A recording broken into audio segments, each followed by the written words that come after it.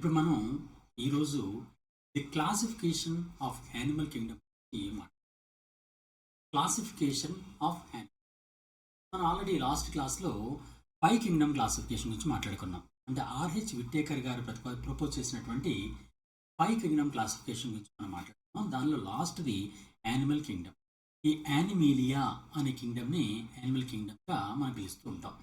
ఈ యానిమల్ కింగ్డమ్ని again they are divided into so many phylums. అంటే అనేకమైనటువంటి ఫైలమ్స్ కింద, అలాగే ఆ ఫైలమ్స్ని క్లాసెస్ కింద, అలాగే ఆ క్లాసెస్ని ఆర్డర్స్ కింద, ఆర్డర్స్ని ఫ్యామిలీస్ కింద, ఫ్యామిలీస్ని జీనస్ కింద, జీనస్లో స్పీసీస్ కింద వాటిని అగైన్ డివైడ్ చేయడం జరిగింది. వాటి గురించి ప్రధానమైనటువంటి అంటే వేరే కాంపిటేటివ్ ఎగ్జామ్స్లో రావడానికి అవకాశం ఉన్నటువంటి ప్రధానమైన అంశాల గురించి ఇప్పుడు మనం మాట్లాడుకుందాం. దీనిలో మొట్టమొదటి మనం గుర్తుంచుకోవాల్సిన అంశం గురించి ఫస్ట్ ఏంటంటే classification of animal kingdom. The science of classifying organisms is called as taxonomy. Taxonomy అంటే అర్థం ఏంటంటే ఈ క్లాసిఫికేషన్ ఆఫ్ ఆర్గానిజమ్స్ అంటే వేరు వేరు జీవుల్ని వర్గీకరణ చేయడాన్ని టాక్సానమీ లేదా వర్గీకరణ శాస్త్రము అని పిలుస్తారనమాట. Every species discovered so far are classified into 5 kingdoms. One among them is the kingdom Animalia or Animal Kingdom. మనం ఆల్రెడీ ఈ 5 కింగ్డమ్ క్లాస్ గురించి మాట్లాడుకున్నాం. దానిలో ప్రధానమైనటువంటి యానిమల్స్ అన్నిటినీ పెట్టినటువంటి కింగ్డమే కింగ్డమ్ యానిమేలియా లేదా animal kingdom. The members of kingdom Animalia are further classified into different phyla, classes, orders, family, genus based on certain identifiable characteristic features. అంటే వాటి ప్రధానమైనటువంటి లక్షణాల ఆధారంగా యానిమల్ కింగ్డమ్ని ఫైలమ్స్ కింద, ఫైలమ్స్ని క్లాసెస్ కింద, క్లాసెస్ని ఆర్డర్స్ కింద, ఆర్డర్స్ని ఫ్యామిలీస్ కింద, ఫ్యామిలీస్ని జీనస్ కింద డివైడ్ చేశారు. ప్రతి జీనస్లో కూడా డిఫరెంట్ స్పీసీస్ అనేవి ఉంటాయన్నమాట. One of the most fundamental forms of classification of animals is the presence or absence of the notochord. Hence 2 major groups exist, namely Chordata and non Chordata. సాధారణంగా మొత్తం animals అన్నింటినీ కూడా 2 రకాలు వర్గీకరిస్తూ ఉంటారు. ఎలా అంటే నోటోకార్డ్. నోటోకార్డ్ అంటే వెన్నుపాము అనమాట. మన వెన్నుపాము అందుకని స్పైనల్ కార్డ్. ఈ స్పైనల్ కార్డ్ని బట్టి లేదా నోటోకార్డ్ అనేటటువంటి భాగాన్ని బట్టి ఈ యానిమల్స్ మొత్తాన్ని 2గా విభజించారు. ఆ 2 విభజించిన ఏంటంటే ఒకటి కార్డేట్స్, నాన్ కార్డేట్స్. ఏవైతే నోటోకార్డ్ కలిగి ఉంటాయో వాటిని కార్డేట్స్ అంటారు. నోటోకార్డ్ లేనటువంటి వాటిని నాన్ కార్డేట్ అంటారు. కార్డా ఉంటే కార్డేట్స్, కార్డా లేకపోతే దాన్ని నాన్ కార్డేట్స్ అంటారు. ఫర్ ఎగ్జాంపుల్ ఇప్పుడు నాన్ కార్డేట్స్ మాట్లాడుకున్నాం అనుకోండి. Non chordates are animals without a notochord. అంటే నోటోకార్డ్ అంటే అర్థం ఏంటంటే the rod like elastic structure that supports the body. బాడీని సపోర్ట్ చేస్తున్నటువంటి రాడ్ లైక్ ఎలాస్టిక్ స్ట్రక్చర్నే అంటే సంకోచ వ్యాకోచాలు చెందగలిగి రాడ్లాగా ఉన్నటువంటి వెనకాతల శరీరాన్ని సంరక్షిస్తూ సపోర్ట్ ఇస్తున్నటువంటి భాగాన్ని నోటోకార్డ్ అంటారు. ఈ నోటోకార్డ్ లేనిటువంటి యానిమల్స్ అన్నింటినీ కలిపి నాన్ కార్డేటా అంటారనమాట. ఈ విధంగా ఈ యానిమల్స్ని 2 రకాలు వర్గీకరించారు. ఆ 2 వర్గీకరణలు ఒకసారి మీకు చెప్తాను. ఆ 2 వర్గీకరణ ఏంటంటే animals total animals are divided into 2 types. ఒకటి నాన్ కార్డేట్స్ లేదా నాన్ కార్డేటా. సెకండ్ది కార్డేటా. నాన్ కార్డేట్ అంటే నాన్ కార్డా అంటే కార్డా లేనటువంటిది. నో కార్డా లేదా నాన్ కార్డా. ఈ లేనటువంటి కార్డా లేకపోతే అంటే వెన్నుపాము లేకపోతే అటువంటి యానిమల్స్ అన్నింటినీ కలిపి నాన్ కార్డేటా అంటారు. వెన్నుపాము అంటే కార్డా అనేది ఉంటే వాటిని కార్డేట్స్ అంటారనమాట. అగైన్ నాన్ కార్డేట్స్ ఉన్నాయి కదండి, అంటే వెన్నుపాము లేనటువంటి జీవులు. వీటిని తెలుగులో అయితే అకశేరుకాలు అంటారు. కశేరుకము అంటే వెన్నుపాము అని అర్థం. కశేరుకము నో అంటే నో అనమాట. కశేరుకము లేనటువంటి జంతువుల్ని నాన్ కార్డేట్స్ అంటారు. కార్డేట్స్ అంటే అర్థం ఏంటంటే సకశేరుకాలు. కశేరుకాలు. అంటే ఎస్. కశేరుకము అంటే వెన్నుపాము ఉంటే వాటిని కశేరుకాలు అని పిలుస్తారు. ఈ విధంగా మొత్తం యానిమల్స్ని అకశేరుకాలు, సకశేరుకాలు అని 2 రకాలు వర్గీకరిస్తూ ఉంటారు. వాటిలో అకశేరుకాలైనటువంటి నాన్ కార్డేట్స్ గురించి మళ్ళీ ఒకసారి చూద్దాం. నాన్ కార్డేట్స్ని డిఫరెంట్ ఫైలా కింద డివైడ్ చేశారండి. ఫైలమ్స్, వాటిని ఫైలమ్స్ అంటారు. అంటే ఈ నాన్ కార్డేటాలో ఉన్నటువంటి ఫైలమ్స్ ఏంటి ఏంటి అంటే మొత్తం 9 ఫైలమ్స్ ఉంటాయి. 9 ఫైలంలో మొట్టమొదటి దాన్ని ప్రోటోజోవా అంటారు. ప్రోటోజోవా. రెండవ దాన్ని పోరీఫెరా అంటారు. నిజానికి ఈ ప్రోటోజోవా అనేటటువంటి వర్గం ప్రొటిస్టా అనే కింగ్డమ్లో పెట్టారు. ఎవరు? 5 కింగ్డమ్ క్లాసిఫికేషన్లో దీన్ని ప్రొటిస్టా అనేటటువంటి కింగ్డమ్లో ప్రోటోజోవా అని పెట్టారు. కానీ ఇవి కూడా యానిమల్సే కాబట్టి ఈ యానిమల్స్ని ఇక్కడ తీసుకొచ్చి మొట్టమొదటి ఫైలం కింద ప్రోటోజోవా చూపిస్తున్నాం అన్నమాట.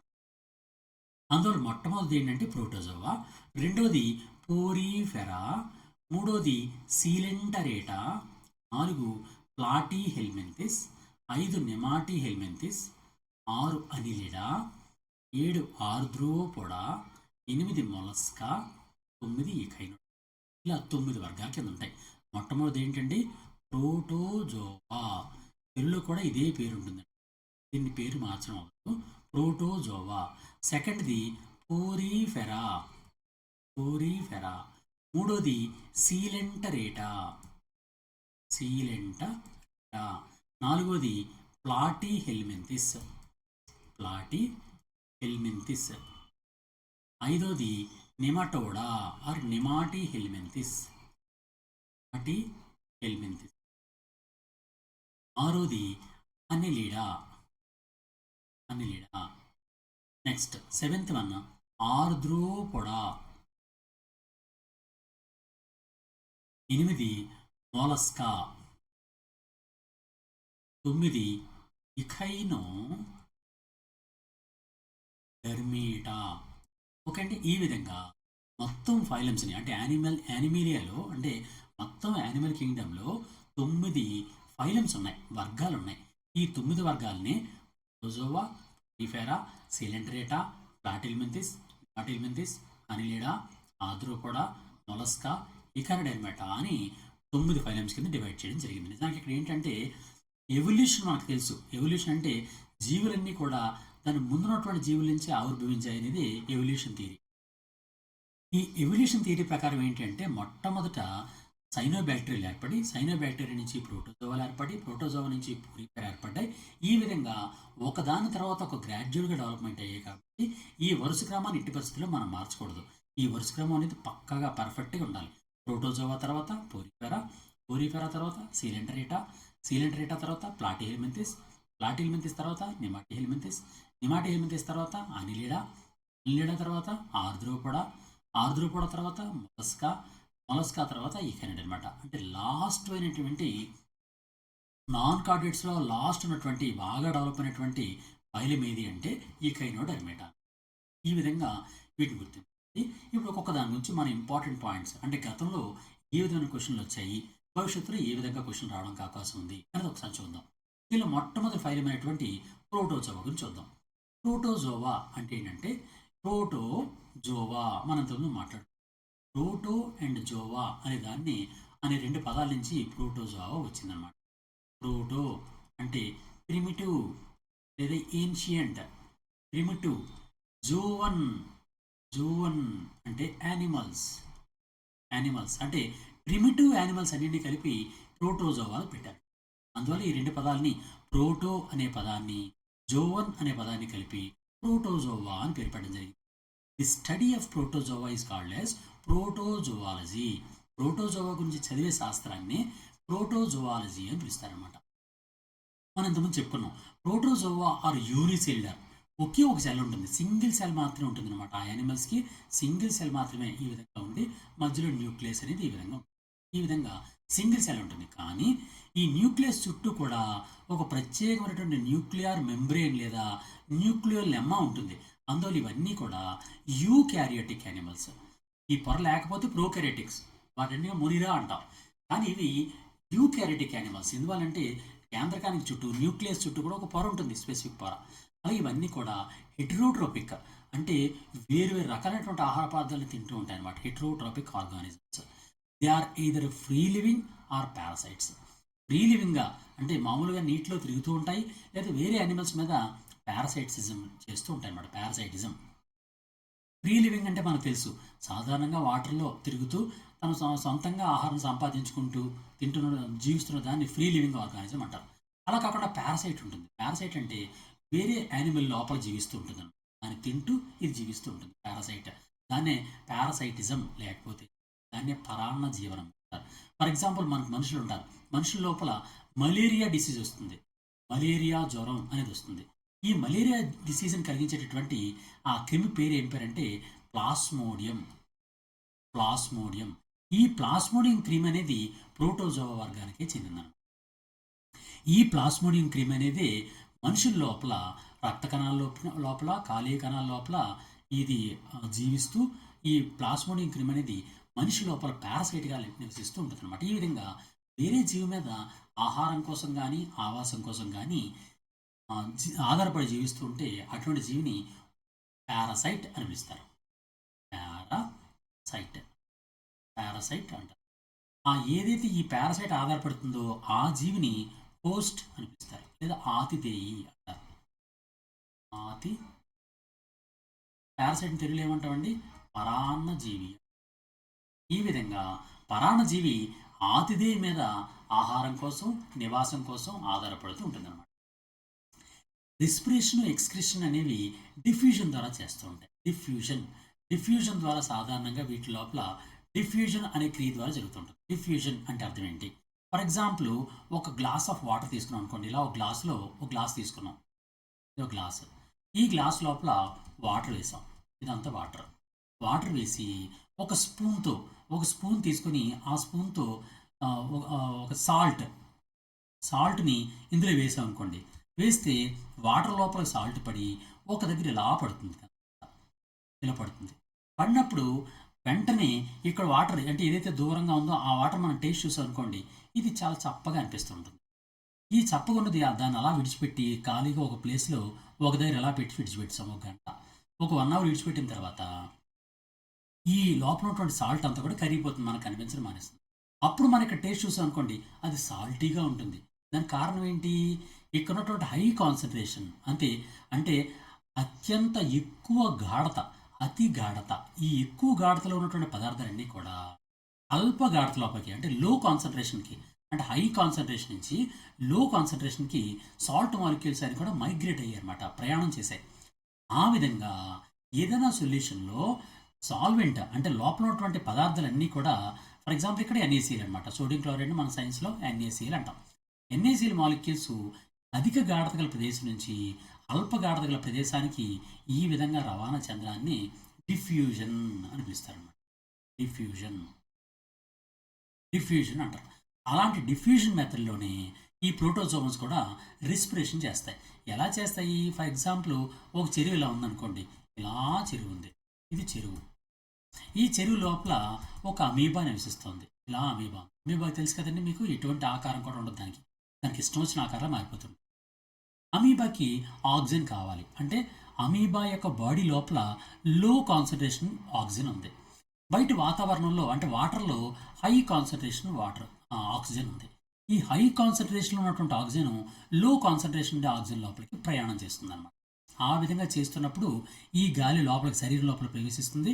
ఆ ప్రవేశించినటువంటి ఆక్సిజన్ని ఇది కన్జ్యూమ్ చేసుకుంటూ ఉంటుంది అనమాట. ఆ విధంగా రెస్పిరేషన్ కానీ ఎక్స్క్రిషన్ కానీ ఈ డిఫ్యూజన్ అనే మెథడ్లో ప్రోటోజోవన్స్ అన్ని కూడా చేస్తూ ఉంటాయి.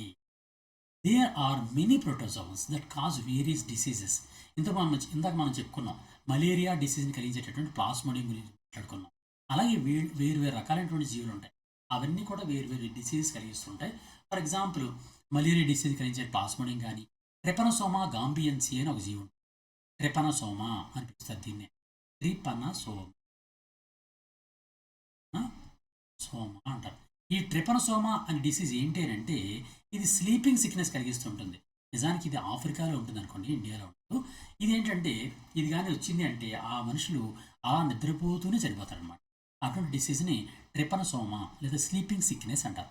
ఆ స్లీపింగ్ సిక్నెస్ని కలిగించేవారు ఎవరు అంటే ట్రిపనోసోమా గాంబియన్సీ అనేటటువంటి ఒక జీవనం, అది కూడా ప్రోటోజోవనే. అలాగే ట్రైకోమోనాస్ అనే ఒక యానిమల్ ఉంటుంది, అది కూడా ప్రోటోజోవన్. ఈ ట్రైకోమోనాస్ అనేది ట్రైకోమోనియాసిస్ అనే డిసీజ్ని కలిగిస్తుంటుంది. ఈ విధంగా అనేకమైనటువంటి పారాసైటిక్ లైఫ్ జీవిస్తున్నటువంటి జీవులు అనేవి యూనిసెల్యులర్ ఆర్గానిజమ్స్ అనేవి ప్రోటోజోవాల్లో ఉంటాయి. అలా కాకుండా ఫ్రీ లివింగ్ బీయింగ్స్ అయినటువంటి amoeba, euglena, paramecium paramecium paramecium ఇలాంటి యానిమల్స్ కూడా ఉంటాయి. ఇక్కడ మనం గుర్తుంచుకోవాల్సిన పాయింట్ ఏంటంటే పారమీషియం గురించి మనం మాట్లాడుకున్నాం కాబట్టి పారమీషియం ఎలా ఉంటుందంటే ఈ విధంగా ఉంటుంది. ఎలా ఉంటుందంటే సాధారణంగా ఒక చెప్పు ఉంటుంది కదండి, చెప్పులు, ఆ చెప్పుల ఆకారంలో ఉంటుంది అన్నమాట. ఇలా ఉంటుంది, ఇలా ఉంటుంది, ఇలా ఉంటే దీనికి అనేకమైనటువంటి సీలియాని కలిగి ఉంటుంది. ఇది మనం చూడడానికి మైక్రోస్కోప్లో చూస్తే ఇది ఒక చెప్పులా కనిపిస్తుంది. అందులో ఈ పారమీషియం ఏం పిలుస్తారంటే slipper animalcule. Slipper animalcule. ఇక్కడ యానిమల్ క్యూల్ అంటే అర్థం ఏంటంటే యానిమల్ అంటే పెద్ద యానిమల్ అని అర్థం. అది చిన్న పరిమాణంలో ఉంటే దాన్ని యానిమల్ క్యూల్ అంటారు. ఆ యానిమల్ క్యూల్ ఎలా ఉంది, స్లిప్పర్ ఆకారంలో ఉంది, అందువల్ల దీన్ని పారమీషియంని స్లిప్పర్ యానిమల్ క్యూల్ అంటారు. అలాగే మరో యానిమల్ ఉంటుంది, అది ఎలా ఉంటుందంటే గంట ఉంటుంది కదండి. ఫర్ ఎగ్జాంపుల్ ఒక టెంపుల్లో ఉన్నటువంటి గంట ఎలా ఉంటుంది, గంట ఆ గంట ఉంటుంది. ఇలా మన గంట కొడతాం, ఇలా గంట ఉంటుంది. ఈ గంట తిరగేస్తే ఎలా ఉంటుందో ఆ విధంగా ఒక యానిమల్ ఉంటుంది. ఒక యానిమల్ అనేది గంటను తిరిగేసి ఉన్నట్టుగా కనిపిస్తుంటుంది, ఇలా అటాచ్ అయ్యి ఉంటుంది. దీన్ని వర్టిసెల్లా అంటారు. వర్టిసెల్లా. ఈ వర్టిసెల్లా అనేది బెల్ షేప్లో ఉంటుంది కాబట్టి దీన్ని బెల్ యానిమల్ క్యూల్ అని పిలుస్తారు అనమాట. Bell animal cool. Bell animal cool అని దేని పిలుస్తారండి, వర్టిసెల్లా. వర్టిసెల్లాని బెల్ యానిమల్ క్యూల్ అంటారు. స్లిప్పర్ యానిమల్ క్యూల్ అని పారమీషియం అంటారు అనమాట. ఇది ప్రోటోజోవా గురించి మనం తప్పనిసరిగా గుర్తుకోవాల్సినటువంటి ప్రధానమైనటువంటి పాయింట్స్ అనమాట. Next one Porifera. పోరిఫెరా అనేది సెకండ్ గ్రూప్. పోరిఫెరా అనే పదం ఎలా వచ్చిందంటే pores. The animals which have pores on it's body. దాని బాడీ పై భాగంలో పోర్స్ అని కలిగి ఉంటుంది అనమాట. పోర్స్ అంటే రంధ్రాలు. ఫర్ ఎగ్జాంపుల్ ఒక యానిమల్ తీసుకున్నాం అనుకోండి, ఆ యానిమల్ ఇలా ఉంటుందండి, ఇలా ఉంటుందన్నమాట. యానిమల్ అనేది ఇలా భూమికి అటాచ్ అయి ఉంటాయి. సాధారణంగా వీటిని ఏమంటే సెడెంటరీ యానిమల్స్ అంటారు. సెడెంటరీ అంటే భూమికి అతికి పెట్టుకుని ఉంటుంది అనమాట. ఇక్కడ మీరు డయాగ్రామ్స్ కూడా చూస్తున్నారు. ఇవన్నీ కూడా ఏంటంటే భూమికి అతికి పెట్టుకుని ఉంటాయి, కదలకుండా ఒకే దగ్గర ఉంటాయి అన్నమాట. ఆ విధంగా ఉండే వాటిని స్పాంజెస్ అని పిలుస్తారు. స్పాంజెస్, స్పంజికలు అంటారు తెలుగులో. స్పంజికలు లేదా స్పాంజెస్ అంటారు. ఈ స్పంజికలు లేదా స్పాంజెస్ అన్నీ కూడా ఈ విధంగా ఉంటాయి. ఇవన్నీ కూడా సముద్రంలో ఉంటాయి అన్నమాట. వీటి పై భాగంలో అనేకమైన చిన్న చిన్న రంధ్రాలు ఉంటాయి, చిన్న రంధ్రాలు.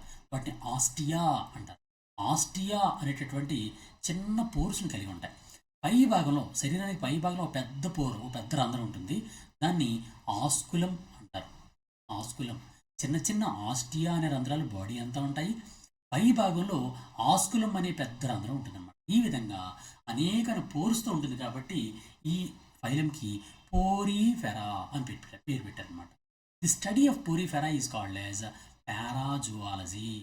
ఈ పోరిఫెరా గురించి చదివే శాస్త్రాన్ని పారాజువాలజీ అంటారు. అలాగే phylum porifera are the lowest multicellular animals belong to the kingdom animalia. ఇంతకుముందు చెప్పుకున్నాం, ప్రోటోజోవా అన్నీ కూడా యూనిసెల్యులర్ ఆర్గానిజమ్స్. అంటే ఒకే ఒక సెల్ ఉంటుంది, దాన్ని యూనిసెల్యులర్ లేదా ఏక కణజీవులు అంటారు. ఏక అంటే ఒకటి, కణ అంటే కణాలు. ఒకే ఒక కణ ఉంటుంది కాబట్టి వాటి ఏక కణజీవులు లేదా యూనిసెల్యులర్ ఆర్గానిజమ్స్ అంటారు. కానీ పోరిఫెరా యానిమల్స్ అలా కాదు, మల్టీ సెల్యులర్ ఆర్గానిజమ్స్. అంటే అనేకమైన సెల్స్ ఉంటాయి, కానీ ఒక సెల్కి ఇంకో సెల్కి మధ్యన కోఆర్డినేషన్ ఉండదన్నమాట. ఇలా కోఆర్డినేషన్ ఉండదు, ఒకదానికి సంబంధం ఉండదు, వేరువేరుగా ఉంటాయి ఇవన్నీ కూడా. అందువలన ఇది మల్టీ సెల్యులర్ ఆర్గానిజమ్సే అయినప్పటికీ కూడా there is no coordination between the cells. ఈ సెల్స్ మధ్యన ఇటువంటి కోఆర్డినేషన్ లేనటువంటి మల్టీ సెల్యులర్ ఆర్గానిజమ్స్ ఏవి అంటే పోరిఫెరా యానిమల్స్ అనమాట. The word Porifera mainly refers to the pore bearers or pore bearing species. అంటే దీని మీద బాడీ మీద అనేకమైన పోర్స్ ఉంటాయి కాబట్టి దీన్ని పోరిఫెరా అంటారు. అలాగే based on the embryological studies, sponges are proved as animals and are classified into a separate phylum in the animals. సాధారణంగా ఏంటంటే పోరిఫెరా యానిమల్స్ అని కూడా ఒక మొక్కల్లాగే ఒక దగ్గర ఉండిపోతాయి, ఇలాగా భూమికి అటాచ్ అయి ఉంటాయి. మరి మొక్కలు అవ్వాలి కదా, జంతువులు ఎందుకు అయ్యాయి అని అంటే ఇవి జంతు స్వభావం కూడా కలిగి ఉంటుంది. ఏంటి జంతు స్వభావం? సాధారణంగా ప్లాంట్స్కి యానిమల్స్కి ఉన్న తేడా ఏంటి? ప్లాంట్స్కి ఉన్నటువంటి ప్రత్యేక లక్షణం ఏంటి? ప్లాంట్స్ అవ్వాలి అంటే తప్పనిసరిగా అవి ఫోటోసింథసిస్ కలిగి ఉండాలి. ఫోటోసింథసిస్ లేదా కిరణజన్య సంయోక్రియని కలిగి ఉండాలి. కానీ ఈ జీవులు కిరణజన్య సంయోక్రియలు లేవు. మరి యానిమల్స్ అవ్వాలి అంటే ఏంటి ప్రత్యేకత? Animals should have the locomotory organelle. Locomotion కలిగి ఉండాలి. లోకోమోషన్ అంటే ఒక దగ్గర నుంచి మరో దగ్గరికి వెళ్ళడం, చలనం. ఆ చలనం అనే స్వభావాన్ని కలిగి ఉండాలి. ఆ చలనం అనే స్వభావం వీటికి లేదు కదా. మరి యానిమల్స్ ఎలా అయ్యాయి అంటే, వీటి ఎంబ్రియో చూస్తే, అంటే చిన్నప్పుడు దశ చూస్తే ఫస్ట్ లార్వాస్ ఉంటాయి వీటిలో. ఆ లార్వ అనేది సముద్రంలో పుట్టి ఒక దగ్గర నుంచి మరో దగ్గరికి అది ప్రయాణం చేస్తూ ఉంటుంది అనమాట. మనకి అడల్ట్ బీయింగ్స్ అయితే ప్రయాణం చేయవు, కానీ దాని లార్వా మాత్రం ఒక దగ్గర నుంచి మరో దగ్గరికి ప్రయాణం చేస్తుంటుంది అనమాట. దాని లోకోమోటరీ ఆర్గనల్స్ ఉండి సముద్రం అంతా వేరు వేరు భాగాలకి ప్రయాణం చేస్తూ ఉంటుంది అనమాట. అందువల్ల వీటి ఎంబ్రియోలాజికల్ స్టడీస్లో స్పాంజెస్ అనేవి యానిమల్సే అని నిర్ధారించడం జరిగిందనమాట. ఫర్ ఎగ్జాంపుల్ వీటికి ఎగ్జాంపుల్ ఏంటంటే సైకాన్, హైలోనిమా, క్లియోనా, యూప్లెక్టెల్లా, స్పాంజిల్లా, ఇలాంటివన్నీ కూడా పోరీఫెరాకు చెందినటువంటి యానిమల్స్ అనమాట. చూడండి, సైకాన్, హైలోనిమా, క్లియోనా, అలాగే యూప్లెక్టెల్లా, స్పాంజిల్లా ఇలాంటివి ఉంటాయి. అలాగే ఇంకోటి ఉంటుంది, దాని పేరు ఏం పేరంటే యూస్పాంజియా అనేది ఉంటుంది. దీని మీద ఒకసారి క్వశ్చన్ అడిగాడు. ఏమని అడిగాడంటే బాత్ స్పాంజ్ అని దేని పిలుస్తారు అని అడిగాడు. Bath sponge. బాత్ స్పాంజ్ అంటే సాధారణంగా పురాతన కాలంలో అప్పుడు మనుషులు స్నానం చేయడం కోసం, శరీరాన్ని రుద్దుకోవడం కోసమని ఈ స్పాంజ్ని ఉపయోగించేవారట. అందుకని దీన్ని స్నానపు స్పాంజ్ లేదా బాత్ స్పాంజ్ అంటారు. ఆ జీవి పేరు ఏం పేరంటే euspongia. Euspongia is generally called as bath sponge. Okay, ఇది పోరీఫెరాకు ఉన్నటువంటి ప్రత్యేక లక్షణం. దీనిలో ఉన్నటువంటి ప్రత్యేకత ఏంటంటే, సాధారణంగా పోరీఫెరన్ యానిమల్స్ అన్నింటిలో కూడా ఒక ప్రత్యేకమైన వ్యవస్థ ఉంటుంది. ఫర్ ఎగ్జాంపుల్, ఈ యానిమల్ని కట్ చేసాం అనుకోండి, యానిమల్ కట్ చేస్తే లోపల ఎలా ఉంటుందంటే, ఇలా ఒక కుహర ఉండి, ఒక ఖాళీ ప్రదేశం ఉండి, దీని లోపల అనేకమైన గొట్టాల్లా ఉంటాయి అన్నమాట, పైప్స్లా ఉంటుంది. లోపలికి వచ్చినట్లు బయట నుంచి ఈ పైప్స్ ద్వారా వాటర్ అనేది లోపల ప్రవేశిస్తూ ఉంటుంది అనమాట. ప్రవేశించి ఆస్కులం ద్వారా బయటకు వస్తూ ఉంటుంది. ఈ సిస్టమ్ని ఏమంటారంటే కెనాల్ సిస్టమ్ అని పిలుస్తారు. Canal system. ఈ కెనాల్ సిస్టమ్ అనేది దీని యొక్క ప్రత్యేకత. పోరీఫెరన్ యానిమల్స్ ఉన్నటువంటి ప్రత్యేకమైనటువంటి సిస్టమ్ ఏది అంటే కెనాల్ సిస్టమ్. ఓకే, ఇది గుర్తుంచుకోండి. అలాగే సీలెంటరేటా. సీలెంటరేటా అంటే అర్థం ఏంటంటే, these animals contains a specific సీలోమినిట్స్ బాడీ. సాధారణంగా ఒక యానిమల్ ఇలా చూసుకోండి, దీనికి సంబంధించిన యానిమల్ ఎలా ఉంటుంది అంటే ఇలా ఉంటుంది. ఎలా అంటే మనకు ఫ్లవర్ బొకే ఉంటుంది కదండి, ఫ్లవర్ వాజ్. ఆ ఫ్లవర్ వాజ్లో ఉంటుంది అనమాట. ఇది కూడా భూమికి అతుక్కొనే ఉంటాయి. ఇలా ఉంటాయి, ఇలా ఉంటాయి. దీన్ని హైడ్రా అని పిలుస్తారు. పక్కన కూడా డయాగ్రామ్ మీకు ఉంది. ఇది హైడ్రా ఉంది. దీని మధ్య భాగంలో ఒక పెద్ద కుహరం ఉంటుంది, ఒక క్యావిటీ ఉంటుంది అనమాట. ఇలా క్యావిటీ ఉంటుంది. ఈ క్యావిటీని ఏమంటారంటే సీలెంటరాన్ అని పిలుస్తారు. సీలెంట్రాన్. ఈ విధంగా సీలెంట్రాన్ అనే క్యావిటీ ఉంటుంది కాబట్టి ఈ యానిమల్స్ని సీలెంటరేటా యానిమల్స్ అని పిలుస్తారనమాట. ఓకేనండి. సీలెంటరేటా యానిమల్స్ అంటే అర్థం ఏంటి? సీలెంట్రాన్ అనే కుహరాన్ని కలిగి ఉంటాయి కాబట్టి వీటిని సీలెంటరేటన్ యానిమల్స్ అని పిలుస్తారు. The study of coelenterata is called as cnidariology. Cnidariology అంటే నిడేరియా, దీన్ని సీలెంటరేటానే నిడేరియా అని పిలుస్తారు. ఎందుకు పిలుస్తారు అంటే, ఫర్ ఎగ్జాంపుల్, ఈ యానిమల్కి దగ్గరలో ఏదైనా జీవి వచ్చిందనుకోండి, దాన్ని చంపడం కోసం లేదా దాని నుంచి రక్షించుకోవడం కోసం దీనిలో ప్రత్యేకమైనటువంటి సన్నని సూదులు లాంటి భాగాలు ఉంటాయి. ఆ సూదులు లాంటి భాగాలు ఎలా ఉంటాయంటే ఇలా ఉంటుంది అనమాట. ఇలా ఒక సెల్ ఉండి లోపల ఒక సూది ఉంటుంది, ఒక మజిల్లా కలిసి ఉంటుంది. ఫర్ ఎగ్జాంపుల్, ఏదైనా జీవి అక్కడికి వచ్చింది అంటే దాని మీదకి ఈ సూదిని బలంగా పంపిస్తుంది అనమాట. దీని ప్రత్యేకమైన ఎలాంటి సెల్స్ ఉంటాయి, ఆ సెల్స్ని ఏమంటారంటే నిడోబ్లాస్ట్లు అంటారు. నిడోబ్లాస్ట్ సెల్స్ అంటారు. ఈ నిడోబ్లాస్ట్ సెల్స్ తెలుగులో ఏమంటారంటే వీటిని దంస కణాలు అంటారు. ఆ దంస కణాలు లేదా నిడోబ్లాస్ట్ సెల్స్ ఉంటాయి కాబట్టి ప్రత్యేకంగా వీటిని నిడేరియన్స్ అని కూడా పిలుస్తారు. అందువల్ల నిడేరియా గురించి చదివే శాస్త్రాన్ని నిడేరియాలజీ అని పిలుస్తారనమాట. ఈ సీలెంటరేటా అన్ని కూడా సాధారణంగా ఆక్వాటిక్ యానిమల్స్, సాధారణంగా ఎక్కువగా మెరైన్ యానిమల్స్. కేవలం హైడ్రా ఒక్కటి మాత్రమే, ఇక్కడ నేను చూపించాను కదండి హైడ్రా, దీని పేరు ఏం పేరంటే హైడ్రా. హైడ్రా అనేది ఒక యానిమల్ అండి. ఈ యానిమల్ మాత్రమే, హైడ్రా మాత్రమే మంచినీటిలో అంటే మన చెరువు నీటిలో ఉంటుంటుంది. మిగిలిన అన్ని యానిమల్స్ కూడా మెరైన్ అంటే సముద్రంలో ఉంటాయి అన్నమాట. They are usually found attached to the rocks at the bottom of the sea. సముద్రం ఉంది కదండి, సముద్రం అట్టడుగున రాళ్ళు కతుక్కొని ఉంటాయి. These are multicellular organisms, simplest group of invertebrates found in colonies or solitary. సాధారణంగా ఏంటంటే కొన్నిసార్లు ఇవి గ్రూప్గా నివసిస్తూ ఉంటాయి, కొన్నిసార్లు ఏంటంటే ఇండివిజువల్గా నివసిస్తూ ఉంటాయి అన్నమాట. ఇది సీలెంటరేటా గురించి ప్రధాన లక్షణాలు. నెక్స్ట్, అంతేకాకుండా ఇవి టిష్యూ లెవెల్ కలిగి ఉంటాయి. ఇంతకుముందు చెప్పాం. టిష్యూ అంటే అర్థం ఏంటి? సెల్స్ అనేవి ఒక దాంతో ఒకటి కోఆర్డినేషన్ కలిగి ఉంటే దాన్ని టిష్యూ అంటాం. అలాంటి కణాలన్నీ కలిపి టిష్యూస్ లేదా కణజాలము అంటారు. అలాంటి టిష్యూ లెవెల్ అనేది మొట్టమొదటి ఎక్కడ కనిపిస్తుందంటే ఈ నిడేరియన్స్ లేదా సీలెంటెడ్ యానిమల్స్నే కనిపిస్తూ ఉంటుంది అనమాట. వీటి షార్ట్ టెంటికల్స్ ఉంటాయి అండ్ 2 లేయర్స్ బాడీ మీద ఉంటాయి. ఒక క్యావిటీ ఉంటుంది. సిమెట్రీ అనేది రేడియల్గా ఉంటుంది. సిమెట్రీ అంటే ఏంటి? సాధారణంగా ఒక మనిషి ఉన్నాడు అనుకోండి. ఫర్ ఎగ్జాంపుల్ ఒక మనిషి ఇలా దాని ఇలా ఒక మనిషి ఉన్నాడు అనుకోండి. ఈ మనిషి ఇలా కాళ్ళు ఉన్నాయి, ఇలా చేతులు. ఈ మనిషి ఇలా ఉన్నాడు అనుకోండి. వీడిని మనం ఫర్ ఎగ్జాంపుల్ 2 సమానమైన భాగాలు చేయాలి అంటే ఇలా అడ్డంగా కట్ చేస్తే అవడు, ఇలా సమానంగా అవదు. కేవలం పై భాగం నుంచి తల భాగం నుంచి కింద వరకు ఎగ్జాక్ట్గా 2 భాగాల్ని ఈ విధంగా మాత్రమే చేయగలం. ఈ విధంగా మాత్రమే, అంటే ఒకే ఒక భాగం నుంచి మాత్రమే, ఒకే ఒక లైన్ నుంచి మాత్రమే చేయగలం. అలా చేస్తే ఈ భాగం ఈజ్ ఈక్వల్ టు ఈ భాగం అవుతుంది. 2 సమాన భాగాల కింద అవుతాయి. దీన్ని ఏమంటారంటే ద్విపార్శ్వ సౌష్ఠవము అని పిలుస్తారన్నమాట. ఓకే, ద్విపార్శ్వ సౌష్ఠవం, 2 పార్శ్వాల్లో కూడా ఒకే రకమైన సౌష్ఠవం ఉంటుంది. కానీ ఈ యానిమల్స్కి ఎలా ఉంటుంది అంటే రేడియల్లీ సిమెట్రికల్. అంటే ఫర్ ఎగ్జాంపుల్ ఒక హైడ్రా తీసుకున్నాం అనుకోండి. ఒక హైడ్రా ఎలా ఉంటుంది? ఇలా ఉంటుంది. అంటే మనకి ఫ్లవర్ వాజ్ ఉంటుంది కదండి, ఫ్లవర్ వాజ్లో ఇలా ఉంటుంది. ఫ్లవర్ వాజ్ ఇలా ఉంది. ఇలా ఉన్నప్పుడు ఏంటంటే దీన్ని ఇలా నిలువుగా కట్ చేయొచ్చు, లేకపోతే ఇలా నిలువుగా కట్ చేయొచ్చు. ఎలా నిలువుగా కట్ చేసినది 2 సమాన భాగాలు అవుతుంది. కేవలం ఒక యాంగిల్ నుంచి పైనుంచి కింద వరకు ఏ వైపు నుంచి కట్ చేసినది 2 సమాన భాగాలు అవుతుంది. కాబట్టి దీన్ని రేడియల్లీ సిమెట్రికల్ అని పిలుస్తారనమాట. ఓకే, ఈ విధంగా అలాగే డైజెషన్ అనేది ఇంట్రాసెల్యులర్గా అవుతుంది అండ్ ఎక్స్ట్రా సెల్యులర్ కూడా అవుతుంది. ఇది తెలుసుకుంటే మంచిదేనండి. డైజెషన్ అనేది ఇంట్రాసెల్యులర్, సెల్ లోపల కూడా అవుతుంది, బయట కూడా అవుతుంది. ఫర్ ఎగ్జాంపుల్ ఈ డైజెషన్ అనేది ఇంట్రాసెల్యులర్కి ఎక్స్ట్రా సెల్యులర్కి తేడా ఏంటో ఒకసారి చూద్దాం. ఫర్ ఎగ్జాంపుల్ మనిషి ఉన్నాడు అనుకోండి. మనిషి యొక్క డైజెషన్ సిస్టమ్ అనేది ఇలా ఉంది. ఫర్ ఎగ్జాంపుల్ ఇలా స్టమక్ ఇలా ఉంది, ఇలా చిన్న ప్రేగు, రఫ్ డయాగ్రామ్ వేస్తున్నానండి. ఇలా పెద్ద ప్రేగు ఇలా ఉంటుంది, పెద్ద ప్రేగు అండ్ చిన్న ప్రేగు అనేది ఇలా కలిసి ఇలా ఉంటుంది. ఓకే అండి, అంతే కదా. ఇలా ఉంది. ఇలా ఉన్నప్పుడు డైజెషన్ అనేది ఇక్కడ ఆహార పదార్థం వచ్చింది, ఆహారం ఇక్కడ వచ్చింది, పేగుల లోపలికి వచ్చింది, వచ్చి ఇక్కడ జీర్ణం అవుతుంది, ఈ భాగంలో జీర్ణం అవుతుంది. అంటే కణాలు ఎక్కడ ఉన్నాయి? ఇగో జీర్ణాశయం లోపల అన్ని కణాలు ఉన్నాయి. ఈ కణాలు విడుదల చేసినటువంటి ఎంజైమ్ల ప్రభావం వలన ఆహారం జీర్ణం అవుతుంది. అంటే కణానికి బయట వైపు జరుగుతుంది.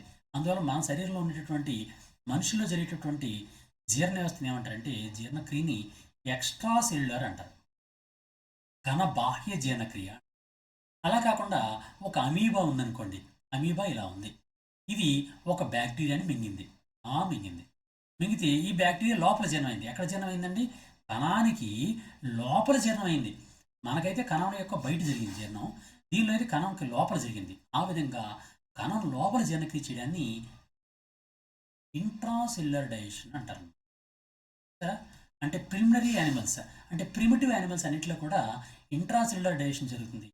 డెవలప్డ్ యానిమల్స్ అన్నింటిలో కూడా ఎక్స్ట్రా సెల్యులర్ డైజెషన్ జరుగుతూ ఉంటుంది. అంటే మనుషుల్లో జరిగిన జీర్ణక్రియని ఏమంటారంటే ఎక్స్ట్రా సెల్యులర్ డైజెషన్ లేదా కణ బాహ్య జీర్ణక్రియ అంటారు. ఆదిమని జీవులైనటువంటి ప్రోటోజోవా, పోరిఫెరా వీటిలో జరిగేటువంటి జీర్ణక్రియ ఏంటి అంటే ఇంట్రాసెల్యులర్ లేదా కణాంతర్గత జీర్ణక్రియ. ఓకే, కానీ సీలింట్రేట్ యానిమల్స్లో ఇంట్రాసెల్యులర్ డైజెషన్ జరుగుతుంది, అలాగే ఎక్స్ట్రా సెల్యులర్ డైజెషన్ కూడా జరుగుతుంది. కానీ ఇందులో సర్క్యులేటరీ సిస్టమ్ అనేది ఉండదు, అంటే రక్త ప్రసరణ వ్యవస్థ అలాంటిది ఏది ఉండదు. సింపుల్గా ఉంటాయి. సింపుల్ డిఫ్యూషన్ ద్వారా మాత్రమే ఎక్స్క్రెషన్ అనేది ఉంటాయి అన్నమాట. రిప్రొడక్షన్ అనేది ఎసెక్షువల్ రిప్రొడక్షన్ జరుగుతుంది. ఎలా అంటే బడ్డింగ్ అంటే అర్థం ఏంటంటే ఫర్ ఎగ్జాంపుల్ ఒక హైడ్రా ఉందనుకోండి. ఈ హైడ్రాకి పక్క నుంచి ఒక చిన్న మొలకలా వస్తుంది, ఈ మొలకే ఒక పెద్ద హైడ్రా కింద ఏర్పడిపోతూ ఉంటుంది. ఈ విధంగా బడ్డింగ్ జరిగితే ఆ బడ్డింగ్ జరిగినటువంటి యానిమల్ని కొత్త పిల్లజీవి కింద ఏర్పడుతుంటుంది. ఆ విధంగా బడ్డింగ్ అనే ప్రక్రియ ద్వారా ఇలా సెక్షువల్ రిప్రొడక్షన్ అనేది జరుగుతూ ఉంటుంది అనమాట. దీనికి సంబంధించిన అంశాలు. దీనికి ఎగ్జాంపుల్గా హైడ్రా చెప్పుకోవచ్చు, జెల్లీ ఫిష్ చెప్పుకోవచ్చు. ఇక్కడ మనం తప్పనిసరిగా గుర్తుంచుకోవాల్సిన అంశం ఏంటంటే జెల్లీ ఫిష్ అనేది ఎలా ఉంటుంది అంటే సాధారణంగా ఇది ఫిష్ కాదు, ఇది సిలింట్రేటా యానిమల్స్ అనమాట. ఈ సిలింట్రేటా యానిమల్ ఎలా ఉంటుందంటే నీటి లోపల ఉంటుంది అనమాట. ఇది కూడా నీటి లోపల ఒక ప్లాస్టిక్ కవర్ పడేస్తే ఎలా ఉంటుందో అలా ఉంటుంది అనమాట. అలాంటి యానిమల్ ఇది. అలాంటి దాన్ని జెల్లీ ఫిష్ అంటారు, అంటే జెల్లీ ఆకారంలో ఉంటుంది అనమాట. అందువల్ల దీన్ని జెల్లీ ఫిష్ అంటారు. నిజానికి ఇది ఫిష్ కాదు. క్రింది వాటిలో ఫిష్ కానిది ఏది, చేప కానిది ఏది అని ఈ 3 చేపల పేర్లు ఇస్తాడు. ఒకటి మాత్రం జెల్లీ ఫిష్ ఇస్తాడనమాట. అందువలన జెల్లీ ఫిష్ అని చెప్పగానే ఇది ఫిష్ కాదు. జెల్లీ ఆకారంలో ఉన్నటువంటి నీటిలో ఉన్నటువంటి యానిమల్ కాబట్టి దీన్ని జెల్లీ ఫిష్ అని పేరు పెట్టడం జరిగిందనమాట. అలాగే సీ యానిమోన్ అనేది కూడా ఇంకోటి ప్రత్యేకమైనటువంటి సీ యానిమోన్ అనేటువంటి భాగం కూడా ఉంటుందన్నమాట. ఆ సీ యానిమోన్ అనేటటువంటి యానిమల్ కూడా ఆ విధంగానే సీలెంట్ టెట్రాకి చెందినటువంటి జీవి అనమాట. ఈ విధంగా సీలెంట్ టెట్రా జీవులు అనేవి ప్రత్యేకంగా మనకు కనిపిస్తూ ఉంటాయి. ఈ విధంగా ఉన్నటువంటి ఈ జీవులన్నింటి గురించి కూడా మనం తప్పనిసరిగా ప్రతి ఎగ్జామ్లో కూడా చాలా ఎక్కువ క్వశ్చన్లు వస్తున్నాయి. అందుకని దీన్ని ఇంత ఇన్డెప్త్గా చదువుతాను. ఇంత డెప్త్ అవసరమా లేదా అన్న దాని గురించి మనం, అందుకని నేను కేవలం ఇంపార్టెంట్ పాయింట్స్ మాత్రం చెప్తున్నాను. తప్పనిసరిగా ఇవి అవసరమే. ఎందుకంటే ప్రీవియస్ క్వశ్చన్స్, ఇది లెసన్ అయిపోయిన తర్వాత ప్రీవియస్ క్వశ్చన్స్ నేను చెప్తాను. అప్పుడు మీకు అర్థమవుతుంది ఎంత డెప్త్ క్వశ్చన్స్ అడుగుతున్నాడు. అందువల్ల ఏంటంటే ప్రతి లెసన్ని కూడా చాలా జాగ్రత్తగా వినండి. ఇన్ డెప్త్ చదివితేనే మన కాంపిటేటివ్ ఎగ్జామ్స్లో మనకు హయ్యెస్ట్ మార్క్స్ వస్తాయి. అందువల్ల మీరు డెప్త్ ఎక్కువ చెప్తున్నాను చెప్పి అనుకోకండి. క్వశ్చన్ జనరల్ నాలెడ్జ్ లేదా జనరల్ సైన్స్, జనరల్ నాలెడ్జ్ అంతట్లో కూడా జనరల్ సైన్స్ మీద ఈ మధ్యకాలంలో అన్ని ఎగ్జామ్స్లో కూడా అత్యధిక క్వశ్చన్లు వస్తున్నాయి కాబట్టి మనం ఇంత డెప్త్ చెప్తున్నాం. అందువల్ల మొత్తం ఇదంతా చదవండి. నెక్స్ట్ క్లాస్లో మొత్తం డీటెయిల్డ్గా నెక్స్ట్ సంబంధించినటువంటి ప్లాట్ ఎలిమెంటరీ నుంచి చెప్పడం జరుగుతుంది. ప్రస్తుతానికి signing off. God bless you. ఏమైనా సమస్యలు ఉంటే నాకు వాట్సాప్లో పెట్టండి 9949449941కి. లేకపోతే మీరు ఎవరైనా మన గాంధీవం యాప్ని డౌన్లోడ్ చేసుకోకపోతే GANDEEVAM గాంధీవం అని టైప్ చేసి గాంధీవం యాప్ని మీరు ప్లేస్టోర్ నుంచి డౌన్లోడ్ చేసుకోండి. ఈ కరెంట్ అఫైర్స్ అలాగే అన్ని ఎగ్జామ్స్ సంబంధించినటువంటి డీటెయిల్స్ కూడా మీకు అందులో ఇస్తుంటాయి. మీకు ఏ డౌట్ ఉన్నా సరే నాకు కామెంట్ రూపంలో తెలియజేయండి, లేకపోతే నాకు మొబైల్ నెంబర్కి వాట్సాప్ చేయండి. God bless you. Thank you very much. Thank you.